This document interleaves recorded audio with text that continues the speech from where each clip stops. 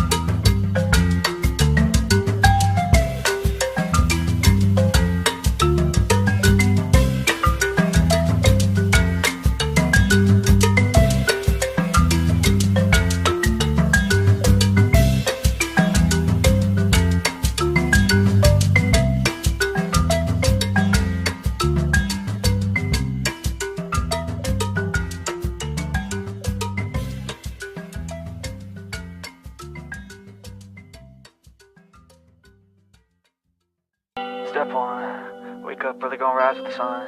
Step 2, get some food in you. Step 3, think real hard about what you wanna be. Step 4, everybody just do your thing. Wake up, today's gonna be a good day. Wake up, today's gonna be a good day. Wake up, today's gonna be a good day. Wake up, today's gonna be a good day. Wake up, today's gonna be a good day. Wake up, today's gonna be a good day. Wake up, today's gonna be a good day. Wake up, today's gonna be a good day. Yo, set your affirmations, aspirations.